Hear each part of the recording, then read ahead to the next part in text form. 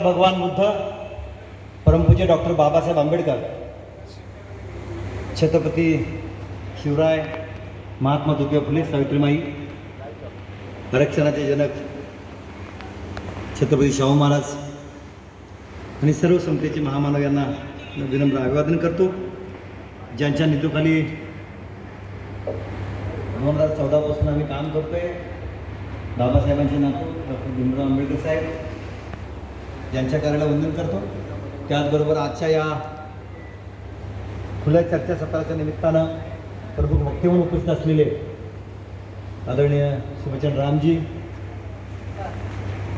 दुसरे वक्ते प्राध्यापक डॉक्टर संदेश वाघजी, IBCFचे अध्यक्ष सुनील निर्गुणेजी, त्याचबरोबर मंत्रालय कर्मचारी संघटनेचे अध्यक्ष भारत वानखेडेजी आणि संस्थेचे सर्व पदाधिकारी, सर्व कर्मचारी बंधू आणि भगिनी, आपल्या सर्वांना जय भीम.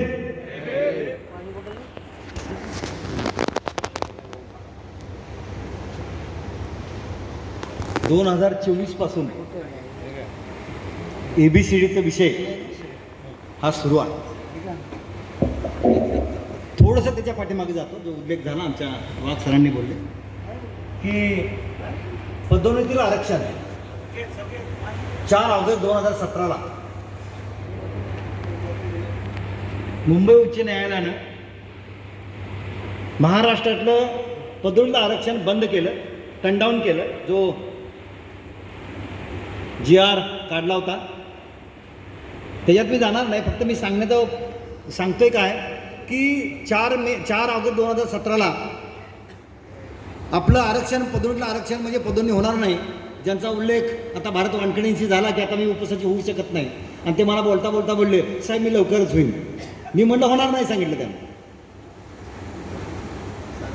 त्यावेळेला आदरणीय ॲडव्होकेट बाळासाहेब आंबेडकर यांनी आंबेडकर भवनमध्ये, आणि आम्ही सगळेच होतो, आंबेडकर भवनमध्ये एक मिटिंग घेतली आणि त्या मिटिंगमध्ये ते बोलता बोलता एक गोष्ट त्यांनी बोलली, हे कर्मचारी कधी समाजाच्या प्रश्नाला येतात काय, आणि समाज कर्मचाऱ्याच्या प्रश्नाला नाही. हा जो समाजामधला आणि कर्मचारी अधिकाऱ्यामधला जो गॅप आहे तो गॅप तुम्ही भरला पाहिजे, तुम्हाला आंदोलन केलं पाहिजे. आणि त्याच भूमिकेवर IBCF स्थापन झालं आणि समाजाचे प्रश्न, कर्मचाऱ्याचे प्रश्न IBCF घ्यायला सुरुवात केली. आणि त्याच अनुषंगानं 31 ऑक्टोबर 2017ला आपल्या आझाद मैदानावर मोर्चा काढण्यात आला. मला वाटते सगळी मंडळी, आम्ही सगळी मंडळी होतो, भारत वानखेडे, सुनील निर्गुणेजी, आम्ही सगळे होतो. त्याच्यानंतर मग ती प्रक्रिया पुढं चालली आणि मग IBCF आम्ही स्थापन झाला आणि IBCFच्या निमित्तानं IBCFचा फाउंडर, जनरल सेक्रेटरी या नात्यानं रिझर्वेशन प्रमोशन या केसमध्ये मी पिटिशनर आहे सुप्रीम कोर्टामध्ये. 136 पैकी मी त्यात एक आहे. त्यातला एक अत्यंत महत्त्वाचा मुद्दा जेव्हा सुनावणी चालू होती त्यावेळेला chief justice Deepak Mishra sir यांनी प्रश्न केला वेणुगोपाल जय आणि समोरचे 5 जज होते, आणि त्यांनी प्रश्न उपस्थित केला की जर एखादा मंत्रालयीन अधिकारी म्हणजे सेक्रेटरी झाला, जसं आमचे सुभचंद्रराव सेक्रेटरी, चीफ सेक्रेटरी तर सेक्रेटरी झाला, तर त्याला आरक्षणाची गरज काय,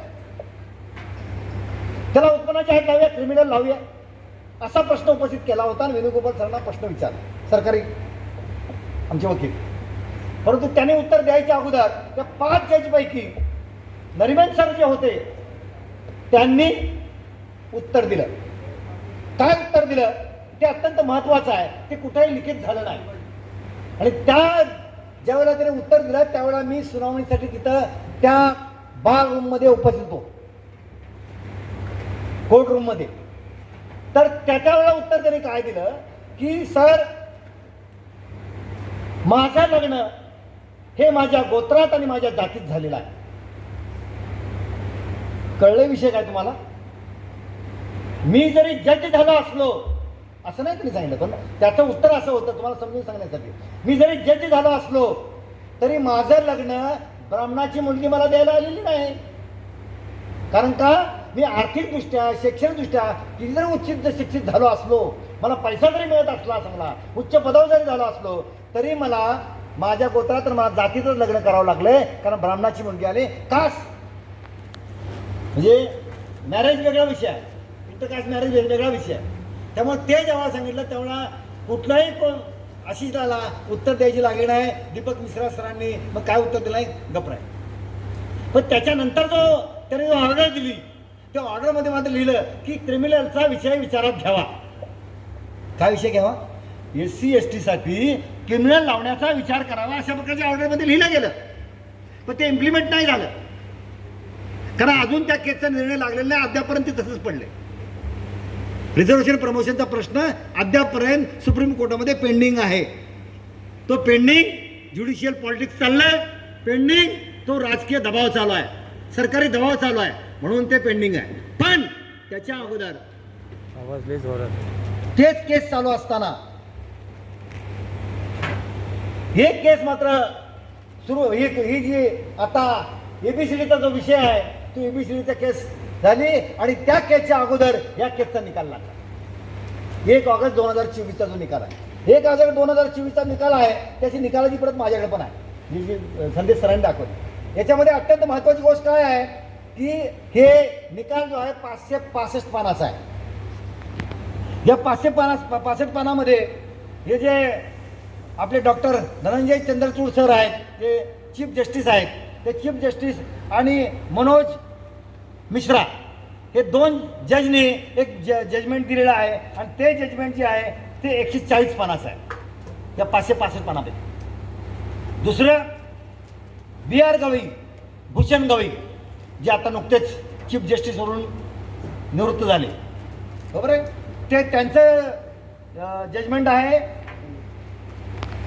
1 ते 281 पानाचं. सगळ्यात जास्त जजमेंट त्यांचं आहे, 281 पानाचं आहे. तिसरं, आणि त्याला सपोर्ट केला आहे फक्त, त्याचं फक्त 2च पान आहेत. त्या जजमेंटला सपोर्ट करणारे जे विक्रम नाथ आहेत त्यांनी फक्त 2च पानं लिहिले, त्याला सपोर्टचं फक्त. तिसरं बेला त्रिवेदी, जे आता उल्लेख झाला, संदेश सरांनी उल्लेख केला, बेला त्रिवेदी हे 86 पानाचं यांचं जजमेंट आहे. आणि पंकज मित्तल यांचं 54 पानाचं जजमेंट आहे.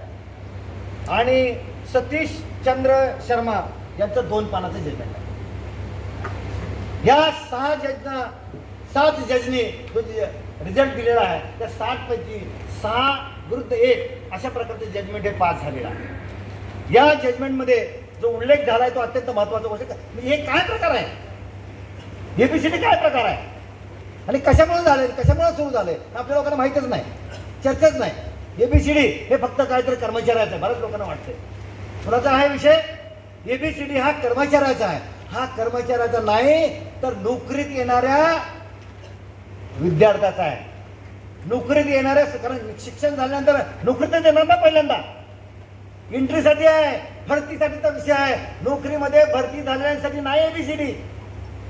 त्यांच्यासाठी पदोन्नती आरक्षण हा विषय तो बंद झाला आहे 4 ऑगस्ट 17 पासून.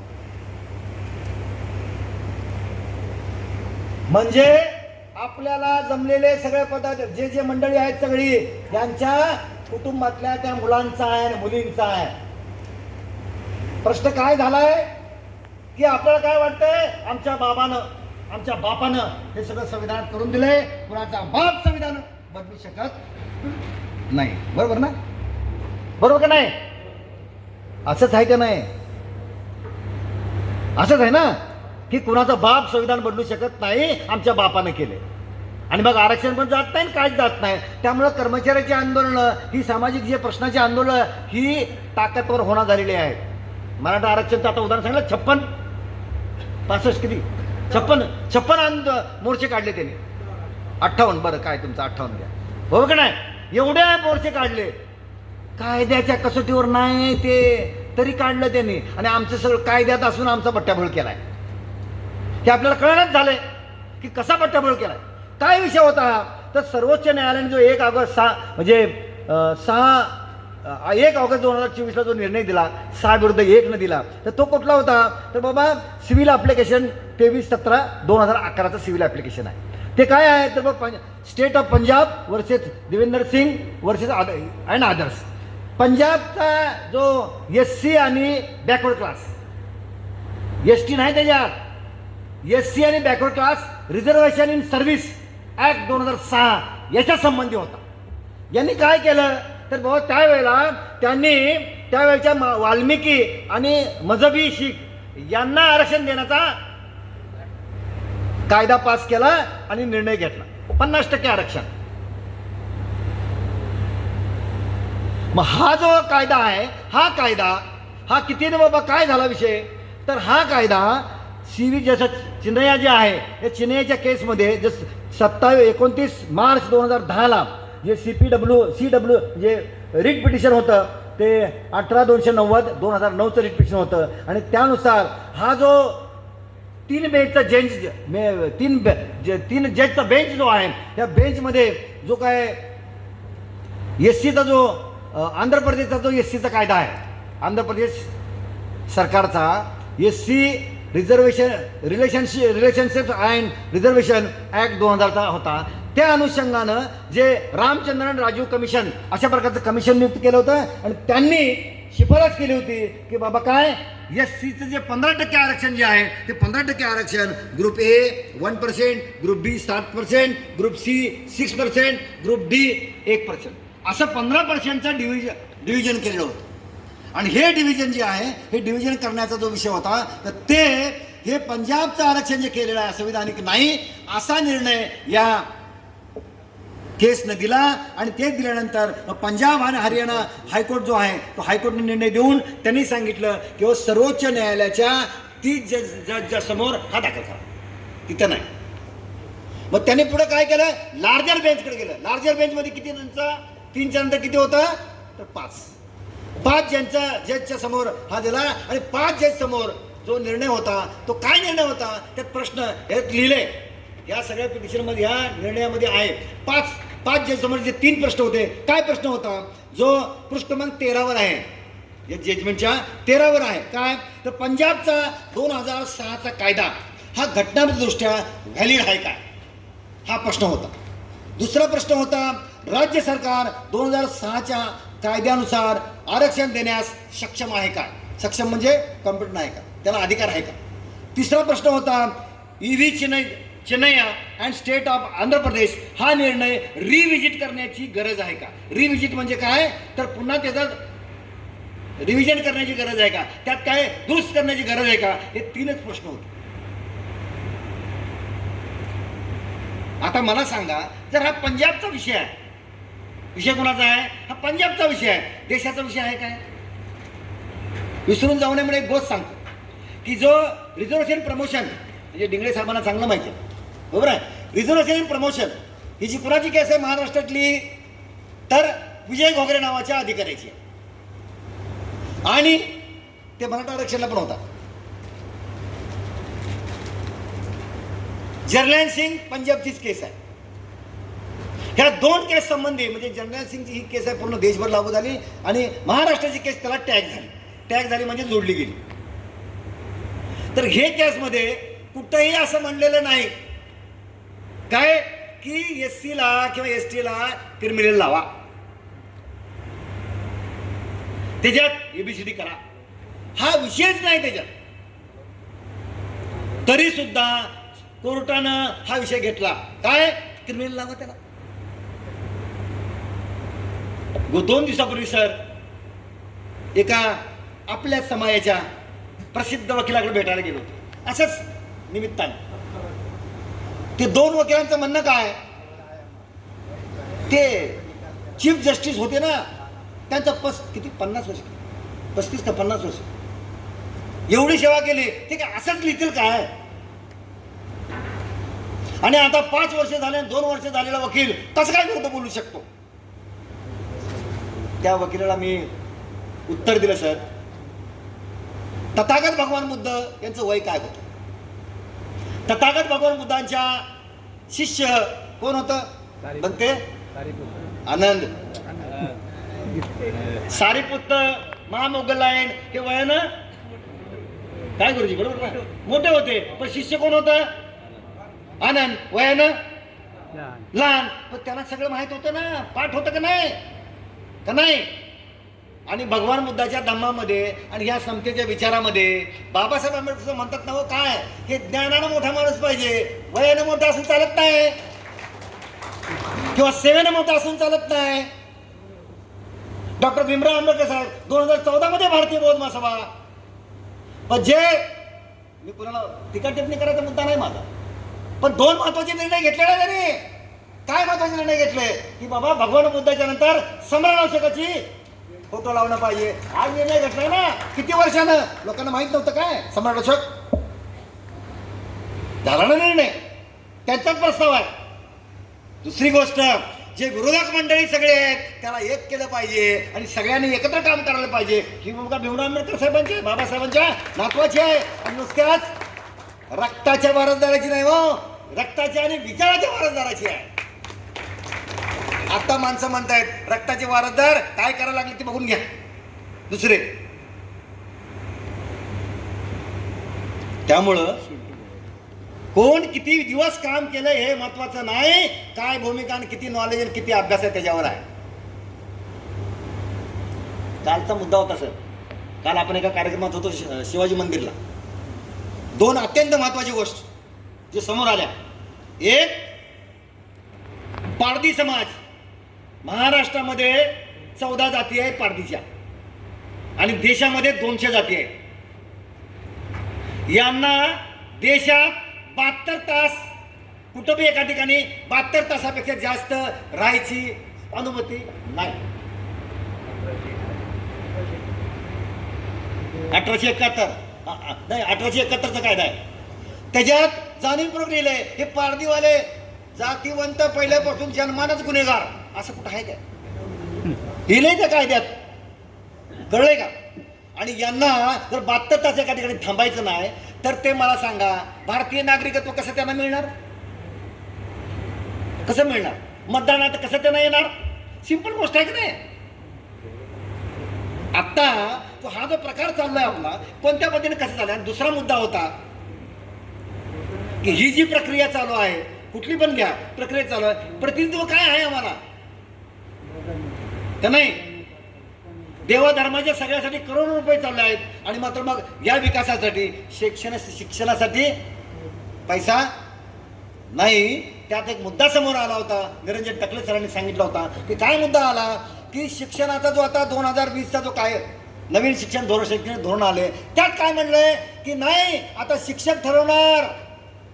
तुम्ही प्रवेश घेतल्यानंतर काय की तुमचा पूर्वज कोण होता, तुमची माणसं कोण, तुमचं काय घराचं आहे आणि पूर्वी काय करत होता.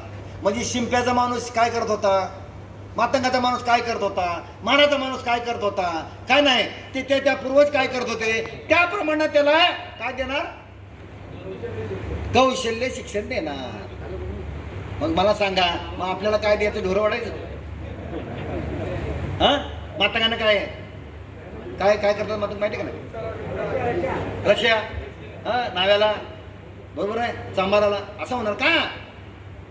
ही प्रश्न उपस्थित केल्यात. आपल्या लोकांना एकसंघ राहण्याच्या दृष्टिकोनातून काही विचार आपला होत नाही असो.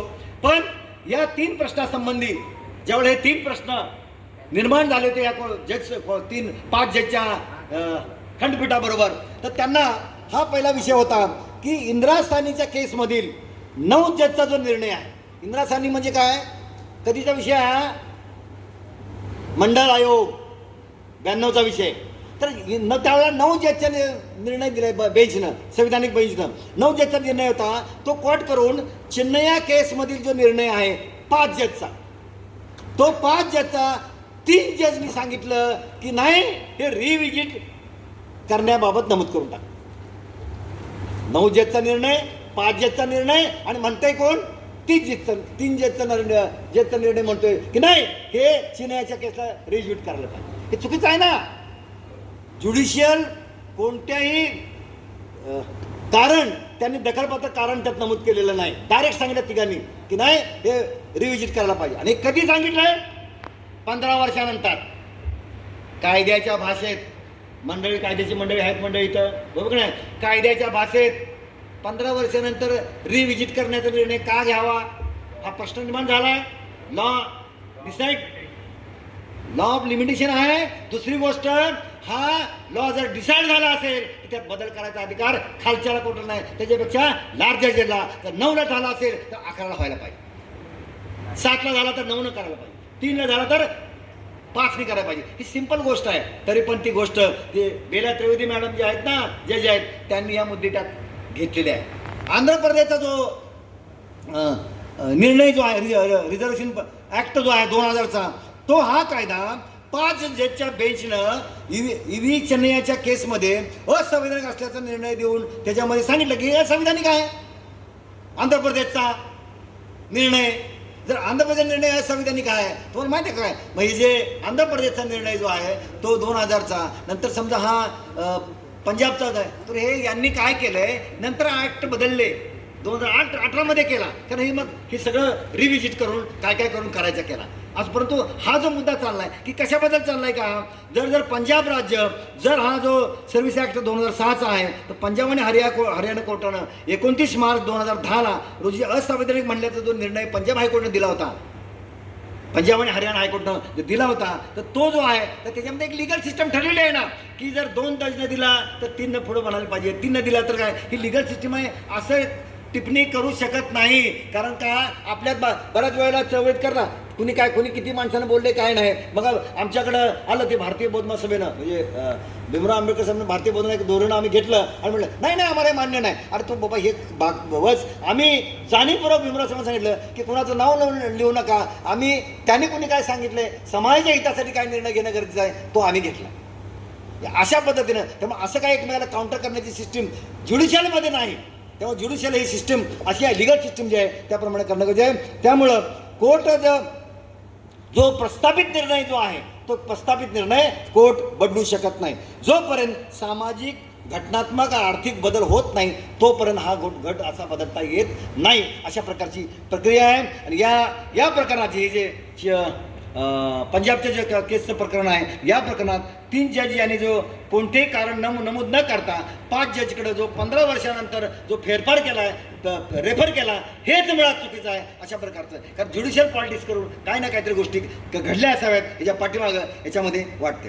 संविधान कलम मगाशी उल्लेख झाला 341, 342 हे राष्ट्रपतींच्याकडे अधिकारात आहे. SC आणि STची काय यादी जाहीर करण्याचा आहे, त्यात काय बदल करण्याचा सगळा हा राष्ट्रपतीचा अधिकार आहे. आणि मग हे जी SC STची जी काय यादी आहे ती यादी एकसंघ आहे या कोर्टाच्या निर्णयात म्हणलेला आहे. काय यादी आहे, एक संघ आहे आणि हा विषय वर्ग आहे, हा ग्रुप आहे. त्यामुळे ह्याच्यात तुम्हाला असं वेगळं पण करता येणार नाही अशा प्रकारचा निर्णय दिलेला आहे. आणि SC ST BC कमिशन जे आहे या संविधान कलम 300 SC ST आणि BC म्हणजे SCचं आता वेगवेगळं झालं, SCचं कमिशन झालं, STचं कमिशन झालं, बॅकवर्ड क्लासचं कमिशन, आता 3 कमिशन वेगळे झाले. पूर्वी SC ST कमिशन वेगवेगळं असं होतं, तर त्याप्रमाणे हे 3 कमिशन झालं. हे संविधान कलम 338, 338A आणि 338B नुसार ही 3 कमिशन आहेत. त्यामुळे या कमिशनकडे रेफर होणं आवश्यक आहे, पण ते रेफर तशा प्रकारचं झालेलं नाही. यासंबंधी अत्यंत महत्त्वाची गोष्ट आहे. कारण का व्याख्या जी दिलेली आहे SCची व्याख्या 366-24 मध्ये व्याख्या दिलेली आहे, ती STची व्याख्या 366-28 मध्ये दिलेली आहे, ती BCची व्याख्या 366 कलम 266 मध्ये दिलेली आहे. ही जी कलम आहेत ही संविधानातली कलम आहेत, याच्यामध्ये ते व्याख्या दिलेल्या आहेत. त्यामुळे या ज्या व्याख्या आहेत या व्याख्यामध्ये आपल्याला कुणाला राज्य लेवलला कुणाला अशा प्रकारचा काय बदल करता येणार तो संविधानिक अधिकार आहे. परत 16(6)चा जो मुद्दा आहे तो कॉन्स्टिट्यूशनमध्ये 103 मी दुरुस्ती केली आणि 2019चा ॲक्ट केला आणि त्यामध्ये EWS दिला. EWS म्हणजे काय, इकॉनॉमिक विकर सेक्शन, बरोबर आहे. इकॉनॉमिक म्हणजे आर्थिकदृष्ट्या मागासलेला माणूस. भारतीय संविधानामध्ये जी काही रिझर्वेशन पॉलिसी जी केलेली आहे ती कुणासाठी रिझर्वेशन आहे, तर शैक्षणिकदृष्ट्या मागासवर्गीय आणि कशाला माहिती आहे का नाही, सामाजिक मागासवर्गीय. आर्थिक मागासवर्गीयचा नाही विषय हा. त्यामुळं शैक्षणिकदृष्ट्या मागासवर्गीय, सामाजिक मागासवर्गीय असा असलेलाच हे आरक्षण आहे. एवढा असताना देखील सुद्धा या सगळ्या सरकारमध्ये बसलेल्या संविधानाच्या विरोधकांनी मात्र EWS केलं आणि त्याची कोणी मागणी नव्हती, सुमोठं करून टाकलं. किती दिवसात केलं ते सांगितलं, त्यामुळं 4 दिवस, बरोबर नाही. ही गोष्ट जी केलेली आहे ही अत्यंत घटनेच्या विरोधात केली. आपण म्हणतोय आमच्या बापाचं काय, आम्हाला बापानं दिले कोणी काढणार. अरे नाही काढणार, पण हे सगळं काय चाललंय बघा ना. 10% देऊन टाकले ना त्यांना का नाही. तुम्हाला माहिती आहे पिटिशन दाखल झालंय सर, हायकोर्टमध्ये झालंय. काय झालंय की जे जर का आमचं जे आरक्षण आहे, समजा जर 48% आरक्षण झालं इथं, किंवा जर मग राहिलं किती 52%, 52%मध्ये जर समजा जनरल म्हटलं जर ते 10% जर गेलं, तर आमच्या बुद्धिस्ट लोकांना, आमच्या कॉम्पिटंट लोकांना जो जनरलमध्ये जाणार आहेत त्याच्यासाठी 10% कमी झालं ना. तुम्हाला अर्ज नाही करता येत मला. याच्यासाठी केस टाकला आहे हायकोर्टमध्ये की तुमचं जे केलेलं आणि सुप्रीम कोर्टामध्ये पण टाकलेलं आहे EWSचा असा प्रकारचा. पण काय झालंय, सरकार दरबारी सरकार आहे, त्यामुळे ते काय दबावात तसं काय होत नाही, अशा प्रकारचा प्रश्न झालाय. राष्ट्रपतीचे जे अधिकार आहेत ते बोलले मी ते जास्त बोलू इच्छित नाही, परंतु राष्ट्रपतीचा जो अधिकार आहे हा राष्ट्रपतीचा अधिकार कोणी बदलू शकत नाही किंवा दुरुस्त करू शकत नाही, याच्यामध्ये फेरफार करू शकत नाही. अशा प्रकारचा अधिकार जो बीर सिंगचा वर्ष दिल्ली जेल बोर्डचा ह्याच्यात आहे की 2018मध्ये तशा प्रकारे 5 जजनं त्यात लिहिलं आहे की संविधान आदेशाबाबत जो कुठला जो दिला आहे त्याच्यामध्ये कुठल्याही प्रकारचा बदल करता येत नाही. त्यात बदल करण्याचा अधिकार फक्त संविधान म्हणजे कुणाला आहे, संसदेला आहे आणि राष्ट्रपतीला. त्यामुळे इतर कोणाला काय बदलचा अधिकार नाही. या केसमध्ये सुप्रीम कोर्टच्या केसमध्ये दिलेला आहे. दुसरी गोष्ट महत्त्वाची, क्रिमिनल बाबत बरीचशी चर्चा झाली. मी तो सुरुवातीला पण बोललो की क्रिमिनल त्या दीपक मिश्रा सरांच्या जजमेंटमध्ये आल्यानंतर आता आमच्या भूषण गवई सरांनी हे 6 विरुद्ध 1च्या ह्याच्यामध्ये सुद्धा त्याचा उल्लेख आला की क्रिमिनल पाहिजे. क्रिमिनल म्हणजे काय, उत्पन्नाची अट लावा, आर्थिक बाबीच्या दृष्टिकोनातून त्याला कंट्रोल करा. आम्ही बऱ्याच वेळेला प्रश्न विचारले की सगळ्यांना विचारलं लावायला पाहिजे का, अरे हो मोठा झाला ना माणूस तर त्याला, अरे त्याचं लग्न बाकीचं काय होत आहे ते किती जरी बामणाच्या बाजूला बसलं तर ते म्हणते हे महारच आहे. आणि महार मराठा अमुक तमुक या सगळ्यांना वाटतंय की सॉरी जे जनरल मधले वाटतंय, यांना वाटतंय की महार चांभार ढोर ही माणसं आमच्या बाजूलाच बसले पाहिजेत, नाही तर काय विषय. एका अधिकाऱ्याने सर सांगितलंय का, म्हाडातल्या एका अधिकाऱ्याने, म्हाडात जवळ काम करतो आमचे 6 डिसेंबरला 2 अधिकारी आले होते आणि त्यांनी जेव्हा सांगितलं की चला सर आम्ही तुम्हाला म्हणलं VIP मध्ये घेऊन जातो, सर ते म्हणले बाबासाहेबांसाठी आम्ही VIP नाही, आम्ही चालत जाणार, लाईननं जाणार. अधिकाऱ्याने व्यक्त केलं. आणि दुसरं ते सांगताना सांगितलं, आम्ही जेव्हा ते ॲडिशनल कलेक्टर होते, एक IAS ऑफिसर आणि एक ॲडिशनल कलेक्टर होते, ते म्हणले साहेब आज लय भारी काम झालंय, माणूस येताना बेल वाजवते नेत्र विचारते येस सर आत येऊ का. पण त्याच्या पूर्वी जेव्हा आम्ही लागलो होतो त्यावेळेला आता अशी परिस्थिती झाली की त्यावेळेला काय करायचं, दरवाजा म्हणजे आमदार असू दे कोणी असू दे इतर समाजाचा दरवाजा लाट मारून आतमध्ये येऊ का म्हणून विचारायचा विषय नव्हता. कारण का, हे जे सवर्ण लोक जे मंडळी आहेत यांना लागलंय, यांना वाटतंय की मान चांभार ढोर जी मंडळी आहेत हे आमच्या बाजूला बसायचं नाही, खायला बसायचं नाही, काय नाही बसायचं. पण माहित ना ते मिलिटरीमध्ये आदरणीय म्हणजे रामजी बाबा सपकाळांच्या काळात ज्यावेळेला मिलिटरी बंद झाली, काय झाली तर हे बाजूला बसून अधिकार मिळायला लागला म्हणून झाली ना. मग बाबासाहेबांच्या नंतर मग ते गोष्ट परत आली, मिलिटरीची भरती बंद केली होती कशासाठी, तरी मांडीला बसायचं शिक्षण व्हायचं म्हणून. तर ही जी परिस्थिती आहे अजूनही मानसिकता या लोकांची गेलेली नाही. आणि जर मोठा झाला ना ते आपले हे जे कोण खोबराडे साहेब, आपले उत्तम खोबराडे साहेब, हे मुख्य कार्यकारी अधिकारी म्हाडाचे होते. त्यांनी रंगशारदा या केसमध्ये, रंगशारदा माहिती आहे ना आपल्याला, त्या केसमध्ये त्यांनी स्पष्टपणे आदेशात लिहिलं की मनुवादी जी काय पद्धत आहे, मनुवादी जी काय विचारसरणी आहे हे चालणार नाही, कायद्यात असं मान्य नाही. म्हणून ते रंगशारदाचा लीज त्यांनी रद्द केलं. तर भारतीय इतिहासामध्ये ती पहिली गोष्ट आहे की ती रद्द केली. ते रद्द केल्यानंतर काय झालं, त्यांच्यावर विधानसभेमध्ये हक्कभंग, त्यांना काढून टाका, बदली करून टाका अशा प्रकार झाला. पण त्यावेळच्या काही आपल्या बुद्धिस्ट आमदारांनी काय हे सांगितलं, सर हे मनोवादी शब्द ऑटोमॅटिक त्यामध्ये आहे, मनोवादी शब्द हा काय असंविधानिक नाही, हा बाबासाहेबांचं सगळं वाचून बघा कुठं कुठं काय काय झालंय हे जर बघितलं त्यात सगळं लिहिलं आहे, त्यामुळे ते करू नका. आणि म्हणून ते वाचावं लागलं. बाबा नाही हे वाचा तुम्ही कुठं कुठं काय काय झालं, 14 सत्याग्रह कसा केला आणि काय केलं, मग ते मनोवादी विचारसरणी काय झाली, मनोवादी म्हणजे म्हणून दिलं कायदा. आणि आम्ही जेव्हा लॉचा अभ्यास केला सर, जेव्हा लॉ केला त्यावेळेला जो हिंदू कायद्याचा स्त्रोत आहे तो कायद्याचा स्त्रोत मनुस्मृती आहे, लिहिलंय, आम्हाला सांगितलंय. जे लॉ कायद्याचे अभ्यासक आहेत त्यांना बघा, कारण का ते पण तो पण विद्यार्थी होता. आणि माझं मत आहे तुम्हाला सांगतो, तुम्ही जर 26 नोव्हेंबर 1949 जर बाबासाहेब आंबेडकरांच्या वरची जी भाषणं जर तिथली ऐकली तर बाबासाहेब आंबेडकरांच्या बद्दल या संविधानातले जे काही मेंबर होते त्यांनी तर म्हणले की बाबासाहेब आंबेडकर हे संविधानाचे जनक आहेत आणि जननी सुद्धा आहेत, आई आणि बाप हे सुद्धा आहेत असं बाबासाहेब आंबेडकर बद्दल बोललो. आणि ते एवढंच बोललं नाही तर पुढं आधुनिक मनू आहेत असं सुद्धा बोललं गेलं. नवनिर्मिती, भारताचा नवनिर्माण करणारा नवीन मनू आहे. जुना मनू जो महिलांना आणि पुरुषांना सगळ्या असमान करता समतेमध्ये टाकणारा हा नवीन नवनिर्मितीचा अशा प्रकारचं बोललं गेले. हे सांगण्याचं तात्पर्य काय की अशा प्रकारची ही जी प्रक्रिया जी आहे ही प्रक्रिया कायद्याच्या दृष्टीने चालते, परंतु आपला म्हणणं काय झालंय की ज्याच्या हातात जी सगळी काही सूत्र आलेत तशा प्रकारे काम चालतंय. त्यामुळं ही जी इंदिरा साहनीच्या केसमध्ये जे काय क्रिमिनलचा विषय आहे, क्रिमिनल हा फक्त कुणासाठी आहे, ओबीसीसाठी आहे, एससी आणि एसटी साठी नाही त्या केसमध्ये. आणि ती किती लोकांचं इंदिरा साहनीची जी केस होती तर बाबा काय तर ते 5 वाला जज 3 वाला जज ह्याच्यावर काय टिप्पणी करू शकत नाही. त्यामुळं त्यामध्ये आपल्याला गोष्ट विचार करणं गरजेचं आहे. हे त्यात लिहिलंय पॅरा नंबर त्या इंदिरा साहनी केसमध्ये लिहिलेला आहे, पॅरा नंबर 9792 मध्ये लिहिलंय की क्रिमिनल फक्त ओबीसीसाठी आहे, एससी एसटी साठी नाही. आपण वाचून बघू.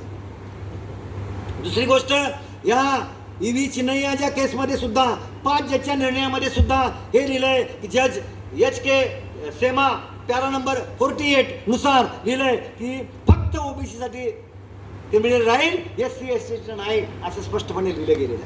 दुसरी महत्वाची गोष्ट की जे Ashok Kumar Thakur versus union of India 2008च्या केसमध्ये सुद्धा अशाच प्रकारचं लिहिलंय. आणि क्रिमिनल तत्व हे मागासवर्गीयांसाठी शोधनाचं साधन आहे. कुठल्या मागासवर्गीयांसाठी?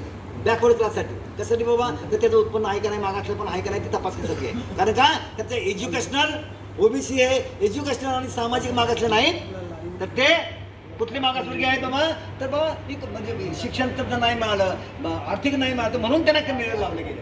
ते सामाजिक बॅकवर्ड नाही आहे. दुसरी महत्वाची गोष्ट इंदिरा साहनीच्या केसमध्ये जी संविधानिक केस जो आहे तो संविधानिक निर्णय जो 9 जजचा जो निर्णय आहे तो लॉ ऑलरेडी सेटल झालेला आहे. आणि त्या कायद्यामध्ये कायदा सेटल केला असेल तर त्यामध्ये संशय घेऊन 3 जजने जो निर्णय दिला आहे तो सुद्धा कोणत्याही कारणाशिवाय 7 जजकडे जो पाठवलेला आहे तो चुकीचा आहे अशा प्रकारचं गेला त्रिवेदी मॅडमच्या फाइंडिंगमध्ये लिहिलेलं आहे. इंदिरा साहनीच्या आणि जनरल सिंगच्या केसमध्ये SC ST मध्ये सब क्वालिफिकेशन केलं जाणार आहे. सब क्वालिफिकेशन म्हणजेच उपवर्गीकरण करता येणार नाही अशा प्रकारचं स्पष्ट लिहिलंय. आणि संविधान क्रम 341 342 SC STच्या आरक्षण देण्यासाठी उपवर्ग करण्याचा कायदा करण्याची क्षमता अधिकार हा केवळ संसद आणि राष्ट्रपतीला आहे. त्यामुळं अशा प्रकारचा उपयोग करण्याचा गोष्ट नाही. ज्यांनी केलं काय केलं ते लिमिटच्या बाहेर गोष्टी केल्यामुळं त्या गोष्टी केल्या. आणि दुसरी महत्वाची गोष्ट जर हा जो वारे सरांचा रिपोर्ट वाचलाय ना आपण आमच्या सरांनी सांगितला आणि हा तुम्हाला उद्या लगेच हा सगळ्या सोशल मीडियावर मी व्हायरल करतो आणि आपल्याला वाचा त्यात काय लिहिलंय काय नाही बघून घ्या. याच्यामध्ये कुठल्याही प्रकारचं फाइंडिंग लिहिलं नाही पण एक महत्त्व आहे की याच्यामध्ये त्यांनी जे लिहिलंय की बाबा काय महत्त्वाचं लिहिलंय की बाबा अनुसूचित जातीचे भारतामध्ये 61 पासून याची 2011 पर्यंत लोकसंख्या कशी फक्त एवढीच गोष्ट आहे की जी लोकसंख्या आहे ती लोकसंख्येच्या दृष्टीने जर विचार केला आपण तर महाराष्ट्रामध्ये बौद्धांची लोकसंख्या किती आहे? किती लोकसंख्या आहे बाबा? 1951 साली जर बघितलं तर 0.01% आहे. 2487 बौद्ध आहेत. 1961 साली 27,98,501 आहे. 1971 साली 32,64,223 आहे.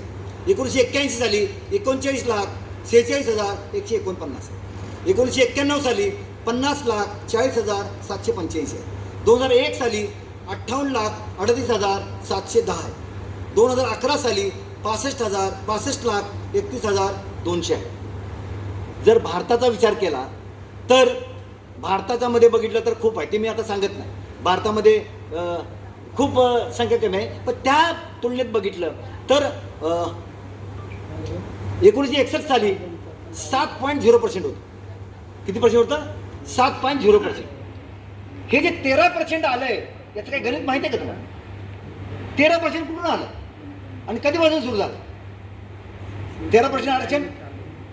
तर 13% आरक्षण CD देशमुख नावाची समिती नियुक्त केली होती महाराष्ट्र शासनाने आणि सी डी देशमुख नावाची जी समिती आहे त्या समितीनं सांगितलं हे आरक्षण आपल्या बुद्धिस्ट लोकांना यांना तो SC लोकांना करायचा आहे त्यासाठी ठेवली होती. आणि मग त्यांनी तो अभ्यास केला आणि त्या अभ्यास केल्यानंतर जसं आता मी सांगितलं 1961 साली 27,89,501 बौद्धांची संख्या होती आणि त्यावेळेला अनुसूचित जातीची संख्या होती 22,26,914.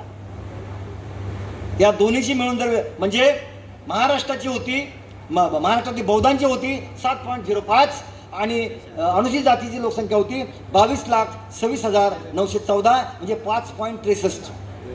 7.05 आणि 5.63 किती होतात? 13%. आणि हे 2061 पासून 13% चालू आहे आपल्याला. कशाच्या आधारावर चालू आहे? कशाच्या आधारावर? लोकसंख्येच्या आधारावर, जनगणनेच्या आधारावर हे सगळं चालू आहे. तर हे चालू आहे. आता मी पुढचं 11चं जर बघितलं पुढचं मधलं सांगत नाही. म्हणजे 71चं 81चं 91चं 2001चं तर 2011 मध्ये आता जनगणना कुठली चालू आहे आपल्याकडं? कुठली चालू आहे? आता लोकसंख्या कुठली चालू आहे? 2011ची चालू आहे. 26ला वर चालू झाली अर्धा ती घरगणना चालू आहे. 27ला व्यक्तिगणना सुरू आहे. बरोबर आहे. तर ती 2011 मध्ये बौद्धांची लोकसंख्या आहे 65,31,200 महाराष्ट्राची. हे महाराष्ट्राचं बोलतोय. आणि अनुसूचित जातीची लोकसंख्या आहे 1,32,00,000. म्हणजे महाराष्ट्रात जर 65,31,000 जर बघितलं आपण तर 5.81 आहे. किती टक्के आहे? 5.81%. आणि 1,32,00,000 जर म्हणलं तर ती किती टक्के आहे? 11.81%. 11.81%. मग जर दोन्हीची बेरीज झाली तर किती होते? 17.62. किती टक्के होते? 17.62%. म्हणजे किती झाली? 18%. 2011च्या जनगणनेनुसार आम्हाला नोकरीतलं आरक्षण 13 नाही पाहिजे. किती पाहिजे? 18 पाहिजे. आता हा 18 जो आहे तो 18 पाहिजे. 18वर न विचार होता आमच्या 13 मध्येच विभागणी करायचा उपक्रम सुरू झाला. तो का सुरू झाला? याचं गणित आहे बाबासाहेब आंबेडकरांच्या विचाराच्या विरोधात. का सुरू झाला? बाबासाहेब आंबेडकरांच्या विचाराचे, कृतीचे, कामाचे आणि जे समता दिली संविधानाच्या निमित्तानं त्याच्या विरोधात. कोण विरोधात? जे संविधानाला मानत नाहीत, जे तिरंगाला मानत आहेत, 3 कराराला मानत नाहीत, 3 आकड्याला मानत नाहीत, संविधान हे गोधडे म्हणणारी माणसं,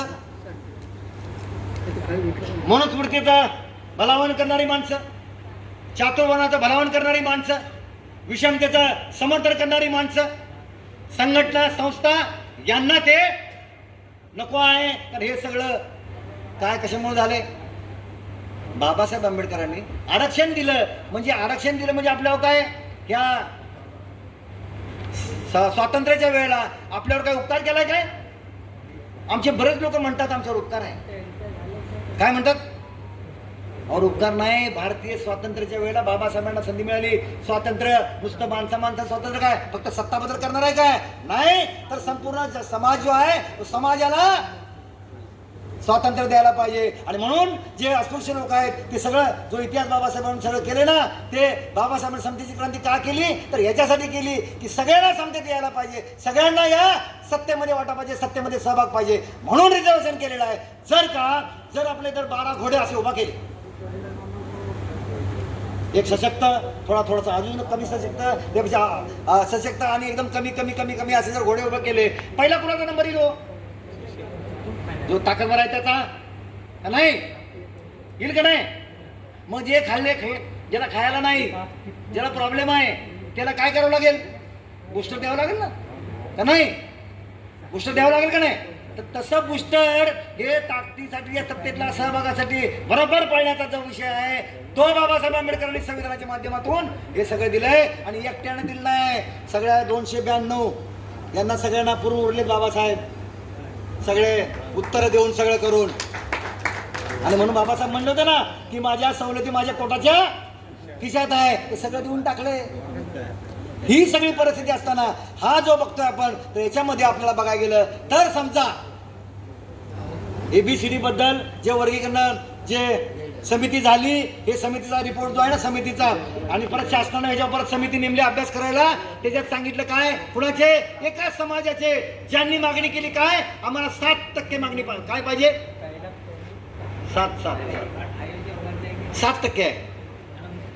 मातंग समाजाने जी मागणी केली आम्हाला किती % पाहिजे, 7% पाहिजे. कळलंय? तर 7% पाहिजे असं म्हणलं तर म्हणजे आमची ताकद आहे, आमचं अमुक आहे तमुक आहे सगळं झालं, मागणी केली. आणि जर मग तशा प्रकारचं मागणी केली, परत नंतर एबीसीडीचा विषय आला आणि हे सगळं केलंय, तर हे मनुवाद्याने विचारसरणी केली. जे संघटनेला मानत नाही, बाबासाहेब विचार मानत नाही, त्यांनी आपल्या मातंग समाजाने बौद्ध समाज यांना भांडायला लावले, त्यांना लावले. आणि त्यांना काय, त्यांना चांगलं माहिती आहे बुद्धिस्ट आणि बाबासाहेब आंबेडकर एक सवयचे व्यक्ती आहेत, हे या इथं धर्माला नियमाला बाकीचे मान्य करतायत. त्यामुळं यांना काउंटर करायचं असेल यांच्या बरोबरचा माणूस उभा करावा लागेल. कारण बौद्धानंतर जर कोण सक्षम असेल तर मग मातंग. याच्यामध्ये वाद लावायचा प्रयत्न केला, याच्यामुळे करायला लागला. आणि मग जर बघितला, आम्हाला माहीत झालं किंवा नुकत्याच शिवाजी पार्कच्या बाजूला एक कार्यक्रम झाला आणि अण्णाभाऊ साठेंचं नाव घेऊन त्यांना बलावण केलं आणि वेगळ्या पद्धतीचं सुरू झालं. ही जी राजकीय खेळी चालू आहे, एका समाजामध्ये जर एक समूह असेल तर भांडण लावणं हे चुकीचं आहे. आणि त्यामुळं ही जर मागणी केली, याच्या ज्या रिपोर्ट जर आपण वाचन केला, रिपोर्टमध्ये सगळं टॅब्युलेशन जे म्हणजे बसायला 51 पासून ते 51 त्यांनी जनगणना घेतली नाही, पण फक्त 61 पासून जनगणना घेतली, 51ची जनगणना घेतलेली नाही, 61ची जनगणना घेतली. आणि त्यात ते लिहिलं की टक्केवारी दिली, फर्स्ट नंबर कोणाचा आहे, खाली खाली खाली खाली असं असं करत आलेला आहे. अशा ज्या टक्केवारी दिली, या टक्केवारीच्या दृष्टीने जर विचार केला, विचार करा या गोष्टीचा, जर टक्केवारीने जर विचार केला, जर आता जर 13% मध्ये सगळ्यांना संधी, कॉमन संधी आहे, 13% मध्ये सगळ्यांना कॉमन संधी आहे. जर आपल्याला अ ब कडं झालं तर काय होईल, महाराणी समजा बौद्ध यांना काही टक्केवारी जाईल, मातंगाणी यांना काय तर टक्केवारी जाईल. जर विचार केला 13%चं डिव्हायजन झालं समजा, तर 3.5% कोणाला येईल, बौद्ध समाज किंवा महार समाजाला. 2.5% चर्मकारला राहायचं, 2.5% मातंग समाजाला राहील. बरोबर आहे. मातंग अडीच किती झालं, 5 आणि 5 आणि 3 8 आणि 8.5 राहिलेल्या सगळ्यांना कॉमन. असं जर केलं तर काय होईल परिस्थिती. या लोकांना ही मागणी करताना कळलेलं नाही साहेब, आपल्यातला वाद चालू आहे, कळलं नाही हे प्रगती का झाली. त्यांना काय म्हणायचं आहे, नाही बौद्ध महाराणी बौद्ध यांनी खूप प्रगती केली, अमुक केली आणि जास्त माणसं संख्येने गेली. मग बामणांनी पण केले ना तसं, नाही केलंय. 3% सगळ्या ब्युरोक्रेसीमध्ये तेच आहेत. मग आता त्या जनरलमध्ये एबीसीडी करायला लागेल ना आम्हाला. आमचं केलं तर तुम्हाला सोडणार नाही, आमचं केलं तर तुम्हाला सोडणार नाही, तिथं पण एबीसीडी करायला लावणार. पण एबीसीडी करताना जर झालं, पण हे एबीसीडी मग काय झालंय, आपल्या समाजातल्या मातंग संघ बंधू भगिनींना कळलेलं नाही. इतर समाज म्हणजे 58 लोकांचा विषय नाही, कळलं नाही. काय कळलं नाही, हे बौद्ध किंवा महार समाज म्हणा काय, हे का पुढे गेले किंवा यांना का संधी मिळाली, का मिळाली. साधी गोष्ट आहे, शिक्षणात पुढे आले, शिक्षणामुळे पुढे गेले. बरोबर आहे. बरं, 59 जातीपैकी महाराणी किंवा बौद्धांनी केले, 58 लोकांना कोणी नको म्हणलंय का, किंवा एसटीतल्या लोकांना कोणी नको म्हणलंय का, नाही म्हणलं ना कोणी. शिक्षणाला घ्या. दुसरी महत्वाची जी मागणी पाहिजे होती सर, मागणी काय पाहिजे होती की काय, जे आज मूलभूत अधिकारामध्ये तो घेतला पाहिजे. आणि सर्वात महत्वाची गोष्ट जी आहे ती म्हणजे ही जी सगळी परिस्थिती बघितली आपण, तर हे लोकसंख्या याला जर जोडलेली आहे आणि लोकसभा आणि विधानसभेचं जे जागा वाटप होत आहे ते कसं होतंय, तर ते लोकसंख्येमुळे होतं, जनगणनेमुळे होते. जनगणने बघलं, अनुच्छेद 82 नंबर वाचून बघा. 82 मध्ये लिहिलंय स्पष्ट, प्रत्येक जनगणनेनंतर जी तुमची लोकसभेची संख्या ठरलेली आहे त्याचं पुन्हा समायोजन करणं गरजेचं आहे, अशा प्रकारचं नमूद केलंय. म्हणजे रिॲडजस्टमेंट इंग्लिश शब्द त्याला झाला.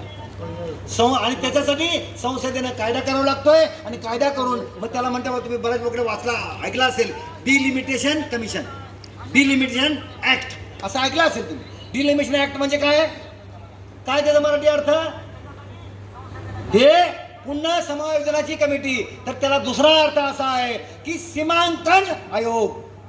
काय म्हणतात त्याला, सीमांकन आयोग. लोकसभेचा विधानसभेचं सीमांकन ठरवणं, म्हणजे त्यात थोडासा बदल करण्याचा अधिकार त्या आयोगाकडे असतो. आणि हा आयोग 1952 साली, 1963 साली, 1973 साली आणि 2002 साली हा आयोग नेमला गेलेला आहे. त्याचं झालंय. आणि ह्या 2002च्या आयोगानं जो निर्णय घेतला तो 2001च्या जनगणनेनुसार घेतला आहे. तो खाली स्टेटमध्ये घेतला आहे. परंतु केंद्रातला जो लोकसभेची संख्या जी आहे ती संख्या 1971 सालच्या जनगणनेनुसार आहे, आत्ताच्या नाही, त्याच्या अगोदरच्या पण नाही. आणि घटनेमध्ये दुरुस्त केले प्रत्येक राज्याचं, म्हणजे 1971चं लोकसभेचं, राज्याचं 1991चं पूर्वी होतं, आता 2001च्या जनगणनेचं लिहिलंय. आणि सगळ्यात महत्त्वाची गोष्ट कलम 82 मध्ये नमूद केलंय आताची जनगणना 2026ची, आताची 2026ची जनगणनेच्या नंतर 2026ची जनगणनेनंतर हे संख्या बदलणार आहे.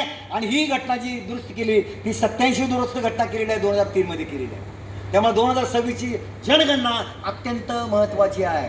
कारण का, जर कलम 81 जर बघितलं, आपण अनुच्छेद 81 बघितलं तर लोकसभेची रचना कशी असेल, खासदार कसे असतील, कसे निवडून जातील, अशा प्रकारची तयारी होती. तर 30 मे 1987 पूर्वी 527 खासदार होते आणि 30 मे 2087 पासून जर पुढे बघितलं तर 530 खासदाराची संख्या निश्चित केली आहे. ती कलम 21 मध्ये, अनुच्छेद 81 मध्ये आहे.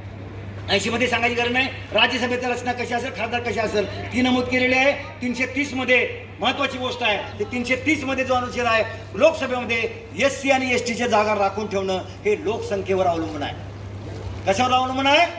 लोकसंख्येवर अवलंबून आहे. लोकसंख्या हे 330 मध्ये लोकसभेत आहे आणि 331 मध्ये हे एक तऱ्हेत आहे की अँग्लो इंडियन, म्हणजे अँग्लो भारतीय जे आहेत, युरोपियन व्यक्ती आणि भारतीय स्त्री यांच्यासाठी जे तरतूद त्यात केली ती 131 मध्ये, त्याची चर्चा आपल्या करायची गरज नाही. 332 जो आहे तो राज्याच्या विधानसभेमध्ये SC आणि STच्या जागा राखून ठेवणं हा आहे. हा सुद्धा लोकसंख्येच्या प्रमाणानुसार राखून ठेवण्याचा संविधानिक तरतूद आहे. आणि 150 जो आहे, अनुच्छेद 150, याच्यामध्ये विधानसभेची रचना जी आहे ती विधानसभेची रचना कशी असेल असं लिहिलेलं आहे. आणि त्यात स्पष्ट नमूद केलेलं आहे जास्तीत जास्त विधानसभेमध्ये 500 आमदार असू शकतील आणि कमीत कमी 60 असतील.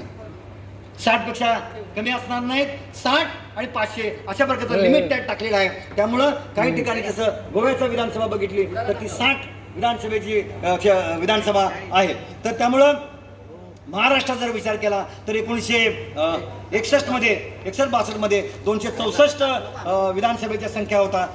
आणि परत 1978 मध्ये 78 ते 2024 आतापर्यंत बघितलं तर 288 विधानसभेच्या संख्या आहेत. आणि मग मध्ये जो 2008च्या दरम्यान काही निर्णय झाला किंवा SCची संख्या जी आहे बघितली तर 18, 12 आणि 248, 18 आणि 12 होती SC आणि STची. आता 29 आणि 25 असा प्रकारची लोकसंख्येची प्रमाण झालेलं आहे. आणि या सगळ्या बघितलं तर जनगणनेमध्ये अत्यंत महत्त्वाची म्हणजे लोकसंख्यानुसार आपल्याला रिझर्वेशन आहे, नोकरीमधलं, शिक्षणामधलं सगळं रिझर्वेशन आहे. आणि एवढंच नाही तर राजकीय आरक्षण सुद्धा त्याच्यामुळेच आहे. राजकीय आरक्षण जर बघितलं आपण तर आज बघताय की बाबा हे जे आरक्षणाच्यासाठी कोणतरी परवा सर बोलले एक जण की बाबा नाही ते वाचून बघा ना, पहिल्या केसपासून बालाजीच्या केसपासून वाचून बघा. म्हणलं मला उद्या पाठवून द्या बालाजीची केस, त्या तारखेपासून 1984 पासून हे सगळं त्याच्यात चाललेलं आहे. ह्याच्यामध्ये क्रिमिनल पाहिजे, ह्याच्यामध्ये ABCD पाहिजे. मी म्हणलं याला सांगितलं संविधानामध्ये अशा प्रकारची कुठली तरतूद नाही. आणि त्यामुळं राजकीय आरक्षण जे आहे ते राजकीय आरक्षण बाबासाहेब आंबेडकरच्या काळात केवळ फक्त 10 वर्षाचं होतं राजकीय आरक्षण. परंतु SC STचं जे काही आरक्षण आहे, शिक्षणाचं, नोकरीचं आरक्षण आहे, हे 10 वर्षाचं नाही, हे कायमस्वरूपी आहे. जोपर्यंत ह्या सगळ्या आर्थिक परिस्थिती, त्याची सगळे जे सामाजिक परिस्थिती जोपर्यंत बदलत नाही तोपर्यंत ते राहणार. त्यामुळे ही काय बदलायची परिस्थिती दिसत नाही. त्यामुळं 10 वर्षाचं आरक्षण हे जे राजकीय आरक्षण आहे ते कुणीही अर्ज करत नाही, कुणीही मागणी करत नाही, काय करत नाही, पण कायमस्वरूपी ते 10 वर्षानं वाढलं जात आहे. आणि या आरक्षणाला मात्र मग क्रिमिनलच्या नावानं, मग ABCDच्या नावानं अशा प्रकारचं सुरू आहे किंवा EWच्या नावानं हे राजकारण सुरू आहे. संविधान चालवायचं नाही, संविधानामध्ये गडबड करायची. आपल्याला माहित आहे 2024च्या इलेक्शनमध्ये काय सांगितलं होतं, काय की आम्ही 400 को पार जाणार आणि आम्ही संविधान बदलणार, आम्हाला आरक्षणमुक्त भारत करायचं आहे. ही सगळी प्रक्रिया सुरू होती. पण भारतीय बौद्ध महासभा, समता सैनिक दल, बाबासाहेब आंबेडकर, डॉक्टर भीमराव आंबेडकर साहेब आणि तमाम आंबेडकरी जनता, आंबेडकरी संघटना संस्था यांनी रणखंडन केलं. आणि 2024 मध्ये 400 के पारचा विषय नाही, 240 पर्यंत आणायला. त्यामुळं आंबेडकरी विचाराचा, आंबेडकरी लोकांचा हा विजय आहे, कुणाचा एकट्या दुकट्याचा नाही, इंडिया गठबंधन वगैरे काय नाही, तर हा जो विजय झालाय. त्यामुळे आता हा एबीसीचा विषय असू द्या, बहुजन जनगणनेचा विषय आपल्याला बघता, मी जी आकडेवारी सगळी सांगितली ही कशामुळे आकडे सांगितली, आमदार खासदारांची संख्या, नगरपालिकेची संख्या, सगळ्याच्या संख्येबद्दल असते. एवढंच नाही तर हे बजेट ठरतं, जे बजेट ठरतं ते बजेट काय असायचं ठरतं, कशावरून ठरतं, लोकसंख्येवरून ठरलं जातं. त्यामुळे लोकसंख्येवरून ठरलं जातं. एससीची लोकसंख्या किती, एसटीची लोकसंख्या किती. आणि दुसरी महत्त्वाची गोष्ट, आपल्याला भारतीय संविधानाच्या माध्यमातून आपल्याला 1990 साली आपल्याला बौद्धांना अनुसूचित जाती लागू झालेली आहे, अनुसूचित जातीची यादी लागू झालेली आहे. आमचे लोक बऱ्याच वेळा म्हणत होते नाही ते 59 जाती आहे ना, त्यात 60वी जाती करा आमची. आणि 60वी जाती बदलायचा अधिकार संसदेला आणि राष्ट्रपतीला आहे. आपलं कोण आहे का तिथं प्रतिनिधी? काहीच नाही. साध्या गोष्टी कळल्या नाहीत की जर संविधानाने जो कायदा केला आहे त्यावेळेला आदरणीय ॲडव्होकेट प्रकाश तथा बाळासाहेब आंबेडकर ज्यावेळेला बीपी संघाच्या सरकारच्या काळात त्यांना जेव्हा निवडून आणण्यासाठी जेव्हा मदत केली तेव्हा त्यांनी राजकीय डाव खेळला आणि म्हणलं नाही, तुम्ही जर सत्तेत आला तर आम्हाला काय पाहिजे, बौद्धांना केंद्राच्या सवलती पाहिजेत. आणि बाबासाहेब आंबेडकरचे नातू डॉक्टर प्रकाश आंबेडकर साहेब यांनी हे केलं. आणि आपल्याला 1990 सालापासून हे बौद्धांना केंद्राच्या सवलती लागू झालेल्या आहेत. बौद्धांच्या केंद्राची सवलती लागू झाल्या, अनुसूचित जाती लागू झाली, अनुसूचित जाती यादी लागू झाली. आता यात आमची लोक बरेच दाखल्याची तारे तोडत होते, बाबा असं करूया तसं करूया, ते काय होणार नाही. फक्त एवढीच गोष्ट आहे, तो जो 1950चा कायदा जो आहे, कुठला अनुसूचित जातीचा 50चा कायदा आहे, तो कायदा काय करायला पाहिजे, त्या कायद्याच्या अनुषंगानं जे कास्ट सर्टिफिकेट जे जनरेट केलं जाते पूर्ण देशभर केलं जाते, तो कुठला नमुना आहे, तो 6 नंबरचा नमुना आहे. तो 6 नंबरचा नमुना जो आहे तो महाराष्ट्र गव्हर्नमेंटचा 7 नंबरचा आहे. त्याच्यावर आपण नंतर बोलणार आहोत. पण सगळ्यात महत्त्वाची गोष्ट काय की त्या 6च्या नमुन्यामध्ये कुठेही काय म्हणलंय, 90ची जी घटनादुरुस्ती झाली, 90ची जी घटनादुरुस्ती झाली, ते 90ची घटनादुरुस्ती त्या कास्ट सर्टिफिकेटमध्ये रिफ्लेक्ट होत नाही. फक्त बार्टीच्या किंवा ह्याच्यामध्ये काय होतंय की तुम्ही कुठल्या धर्माचे आहात, तर एससी कोणाचे आहे, हिंदू धर्म, शीख धर्म आणि बौद्ध धर्म, या 3 धर्मामध्येच अनुसूचित जाती आहेत. अशा प्रकारचे त्यातूनच जे बौद्ध झालेत त्यांनाही लागू आहे, त्यामुळे बाकीच्यांना लागू नाही, अशा प्रकारचा अर्थ आहे. परंतु जातीचा दाखला देत असताना 6 नंबरचा त्याच्यामध्ये तुमचा धर्माचा उल्लेख कुठे येत नाही, फक्त अनुसूचित जाती. आणि काय निर्माण होतंय की बाबा मग महार का महार चामार आहे, म्हणून भारतीय बौद्ध समाजाने ठरवलं की नाही, आपल्या धर्माच्या नावाखाली धर्म बौद्ध लिहायचा आहे आणि अनुसूचित जात लिहायची आहे. आणि अनुसूचित जातीमध्ये पूर्वाश्रमीचा कोण होता असं केलंय. कालच्या एका डिबेटमध्ये मी होतो एका ठिकाणी, तर त्या सांगितलं जर आम्हाला जातच लिहायची नाही, तुमचं काय म्हणणं आहे, आम्हाला आरक्षण नको आहे. चांगली गोष्ट आहे, आरक्षण ज्याला नको आहे. म्हणलं मी माझ्या मुलाला आरक्षण घेतलेलं नाही, 15 लाख रुपये एज्युकेशन लोन घेतलं आणि मुलाला टाकलं खाजगीमध्ये, प्रायव्हेट युनिव्हर्सिटीमध्ये. मला नाही म्हणलं तर काय हरकत आहे, घ्यायचं का नाही ते मी ठरवायचं आहे, बरोबर आहे. नाही तुम्ही घेऊच नका, तुम्ही येऊच नका असं म्हणून चालणार नाही, ग्रुपिझम करून चालणार नाही. क्रिमिनल त्यातलाच एक एबीसीडी त्यातलाच एक प्रकार आहे. त्यामुळे ही जी प्रक्रिया आहे ही प्रक्रिया मग म्हणलं ठीक आहे, मग साहेब हे कसं ना, मला जात लिहायची नाही, मला जातीने लय त्रास झालाय, मला जात लिहिल्यामुळे लय त्रास झालाय, मी फक्त एससी लिहिणार. म्हणलं लिही ना, काय प्रॉब्लेम, एससी तर लिही, जात लिहू नकोस. बौद्ध कुठल्या कुठे कशात आहे, एससी मध्ये आहे असं त्याला सांगून टाकलं, बाबा काय प्रॉब्लेम नाही. परंतु बौद्धांची लोकसंख्या वाढली पाहिजे, बौद्धांची लोकसंख्या दिसली पाहिजे आणि ती रिफ्लेक्ट एससी मध्ये व्हायला पाहिजे. मग खासदार, आमदार आणि हे जे काय निधी, जे योजना हे आपल्याला मिळायला पाहिजेत, आपल्या समाजाला पाहिजेत. भांडाऱ्याला नको असेल हो, पण बाकी समाजाला पाहिजे ना. किती तर गोरगरीब आहेत ना, त्यांना नको का? त्यामुळं कुणाला नको असेल त्याने घेऊ नका का सर्टिफिकेट, घेऊ नका त्याने सवलत. परंतु त्यामुळं आपल्याला ही गोष्ट अत्यंत महत्त्वाची गोष्ट आहे की आपल्याला ज्याला सुविधा घ्यायची त्याला घेऊ द्या. आणि त्याच्यासाठी आणि जनगणनेमधली एक महत्त्वाची गोष्ट सांगतो. जनगणनेमध्ये भंडारेने जर समजा सांगितलं की बाबा मी बौद्ध आहे आणि मी अनुसूचित जातीचा आहे, महार आहे सांगितलं, तर भंडारेला महार म्हणून कुठं हिंडवलं जाणार नाही, कुठं का नाही. कारण ती जी माहिती दिलेली आहे ती फक्त जनगणनेपुरती मर्यादित आहे. सांख्यिकी माहिती येते. भंडारेने काय सांगितलं ह्याची माहिती कुणालाही दिली जात नाही, ते कॉन्फिडन्शियल असते. त्यामुळं त्याचा काही विषय नाही. जे आता लोक काय बोंबला लागले किंवा विरोध विचार करायला लागले, अरे मग कसं व्हायचं आणि काय व्हायचं, बाबासाहेबांच्या परिवाराबरोबर, बाबासाहेबांच्या मुलांच्यावर, संस्थेवर, कुणावर काय काय बोलतात. तर त्यामुळं त्याचा विचार न करू. समाजाचा विचार करणार, बाबासाहेबांचं रक्त, बाबासाहेबांची संस्था हेच करणार, बाकी कोणी करणाराचा विषय नाही. बाकी त्यांची पिलावळ काय गुन्हे असतील त्यांनी दुरुस्त व्हावं. आणि माझं असं म्हणणं आहे की भारतीय बौद्ध महासभेच्या वतीनं समता वतीनं आम्ही पत्रक काढले 4 एप्रिल 2026 मध्ये. त्यामध्ये आम्ही काय बाबा ज्याला वाटतंय की मला महार लिहायचं नाही पण अनुसूचित जात तुला लिहावं लागेल, कारण का अनुसूचित जातीची संख्या वाढली पाहिजे. ती संख्या कुठं रिफ्लेक्ट होते. आणि कास्ट सर्टिफिकेट मध्ये जर बघितलं आपण बौद्ध आणि महार असं कुठेही क्लब होत नाही, फक्त महाराष्ट्रात होते. देशातल्या बघितलं तर देशामध्ये जर आपण बघितलं तर ह्या सगळ्या जाती बघितलं तर खूप संख्या जातीची संख्या आहे. त्या जातीची संख्येवर बघितलं आपण या जो कायदा आहे 50चा कायदा आहे त्याच्यानंतर 2 कायदे झाले तर याच्यामध्ये 1800 जाती जवळ आहेत. तर त्यामुळं आपल्याला या सगळ्यांचा एकमेव संविधान समर्थक जोडो अभियान आपल्याला राबवावं लागेल. त्यामुळे ते जर आपण केलं तरच आपण या मुवमेंटमध्ये टिकू, नाहीतर आपल्याला वेगवेगळ्या प्रकारच्या अडचणींना तोंड द्यावं लागेल, संविधान संपवावं लागेल. त्यामुळे संविधान संपू नये म्हणून आपण सगळ्यांनी कामाला लागलं पाहिजे. आणि बाबासाहेब आंबेडकरांच्या सामाजिक, राजकीय, धार्मिक आणि आर्थिक क्रांती गतिमान करण्यासाठी आपण कामाला लावूया एवढी आपल्याला आग्रहाची विनंती करून रजा घेतो. जय भीम, जय बुद्ध, जय भारत, जय संविधान, जय सम्राट.